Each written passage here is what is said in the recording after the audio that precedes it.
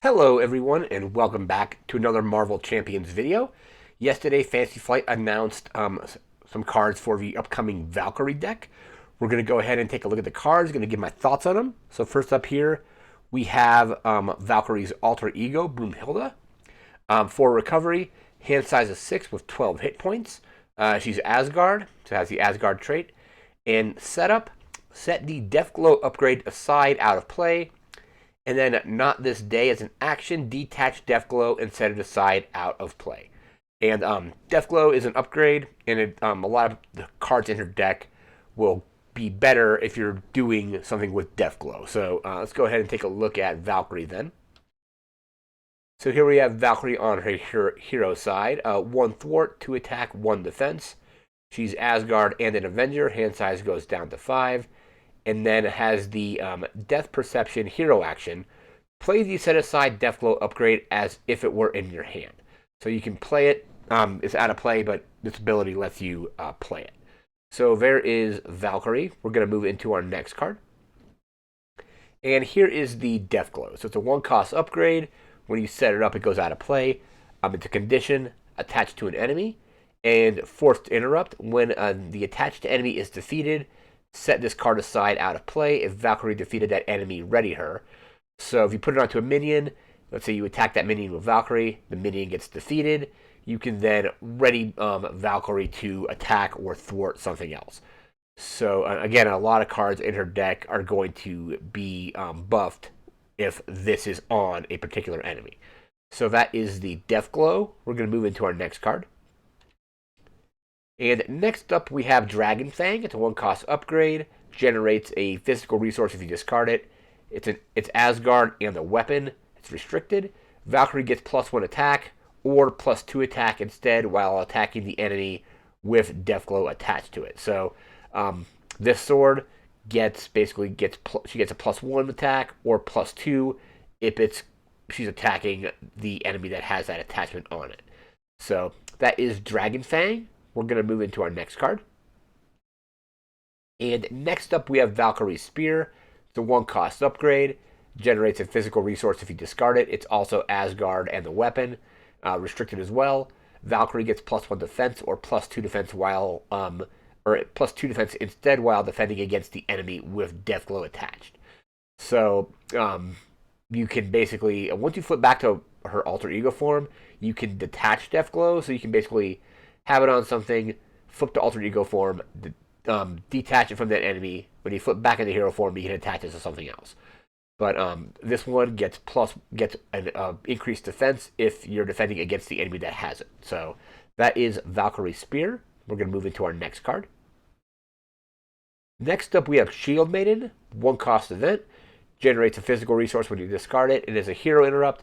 When the enemy with Deathglow attached attacks, declare Valkyrie as a defender without exhausting her. She gets +2 defense for this attack.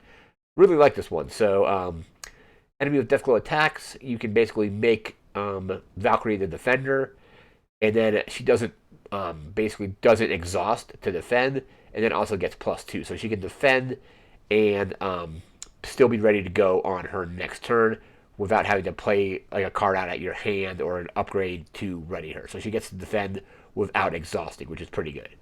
So that is Shield Maiden. We're going to move into our next card. Next up, we have Aragorn, 2-cost upgrade. It's Asgard and a creature. Valkyrie gets +4 hit points and gains the aerial trait. Also generates a mental resource if you discard it. So Valkyrie has 12 hit points. With this, if you have to choose to take any damage, brings her up to 16 hit points with aerial. That's pretty good for 2 resources. So that is Aragorn. We're going to move into our next card. Next up, we have Thor. This is Odin's son.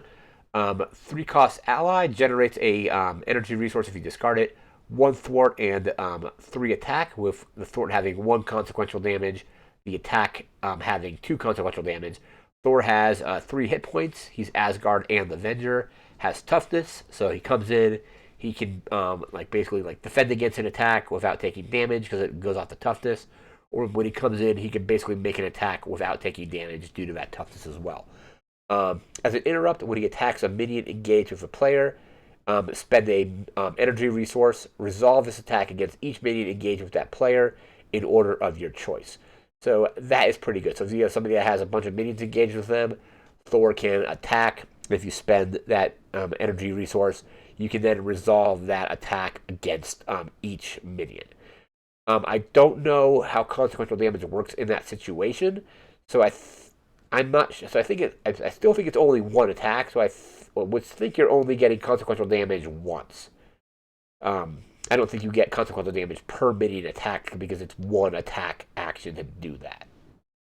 But then even then, you could do that with toughness, spend the resource, attack everything, and then potentially take no damage with that. If like the attack, by getting rid of that toughness status. So again, 3 hit points, so you can do basically 1 attack and 1 thwart, and then +1 depending on an extra 1 with that toughness token. So that is a pretty good version of Thor. We're going to move into our next card. Next up, we have Smash the Problem. It's a 1-cost event. Generates a mental resource if you discard it. And it's a thwart as a hero action. Exhaust your hero. Remove threat from the scheme equal to your hero's attack. So if you have a really high attack, you can basically pay 1, exhaust it, and then instead of using your thwart value, you're using your attack value. And if you have upgrades on that give you additional attack, that will then flip over to be additional thwart as well. So that is Smash the Problem. I can see that being a potential way to get rid of a bunch of threats, especially if you have a really high attack. So that's Smash the Problem. Into our next card.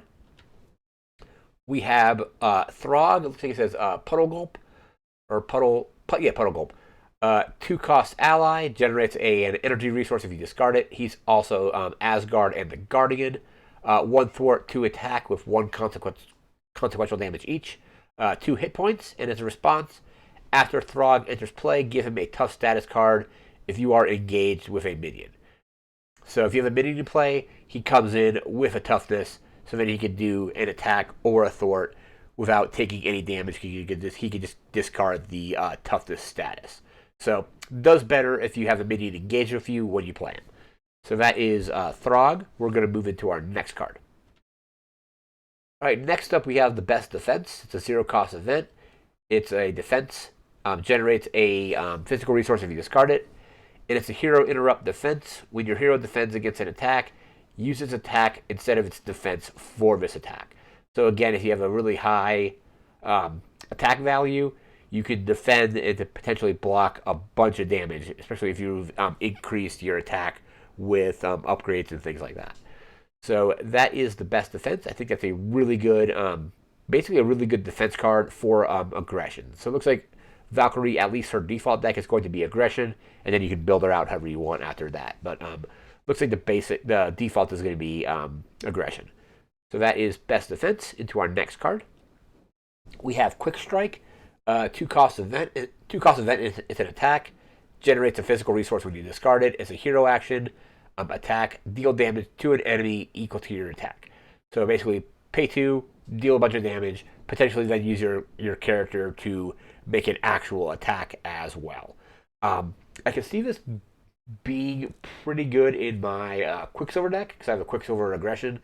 So basically pay 2, and especially if I play this after I play something that increases his attack, I can basically attack with this and then attack with him and then use his ability to ready himself to attack again. So I could potentially with this card, get 3 attacks with just this card and not counting like always be running or anything like that that could potentially get me more attacks. So let's say his attack is at 3, pay 2, this does 3. You would use his basic attack to do 3, ready him, attack again, and then potentially ready him even more if you have like always be running in other cards like that.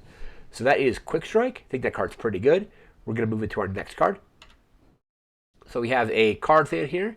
All the cards here we've already seen, so right into the next card here.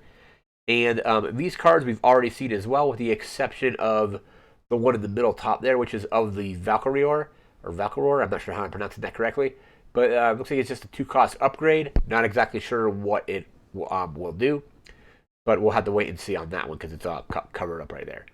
And then into our final card here, or final set of cards, I should say, we have Enchantress. This is Valkyrie's Nemesis set.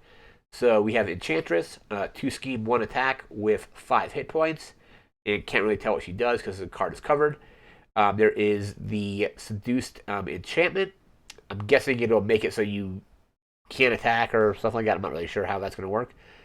And then as her side scheme, we have Powerful enchantments, Hinder 1, and then also players cannot discard attachments that are attached to friendly characters. So if you're playing with like a character like Rocket, this would make it so Rocket wouldn't be able to use his scrapping ability until you get rid of this side scheme. Comes in with, looks like, 2 threat as well as the threat from Hinder, and the jet also creates or gives you an acceleration token. I don't think this is particularly going to be hard to get rid of. Looks like it's going to come in with 1 additional threat with Hinder, and then comes in with basically 3. Also has 2 boost icons. But I think we're going to have to wait and see what Enchantress actually does, because maybe that'll make this side scheme harder to get rid of if it's like some ability where it takes like more to get rid of it or something like that. I'm not really sure. So we'll just have to wait and see what Enchantress's card actually says to determine how easy or hard this side scheme will be to get rid of. So that's going to do it for this video. This is the video for Valkyrie. There was an article posted up on Fantasy Flight's website. These card images are from the Hall of Heroes, so there'll be links to check out both of those in the video description. As always, remember to like, comment, share, and subscribe. We'll see you again next time with another Marvel Champions video. Until then, thanks again for watching, and take care. Have a good one.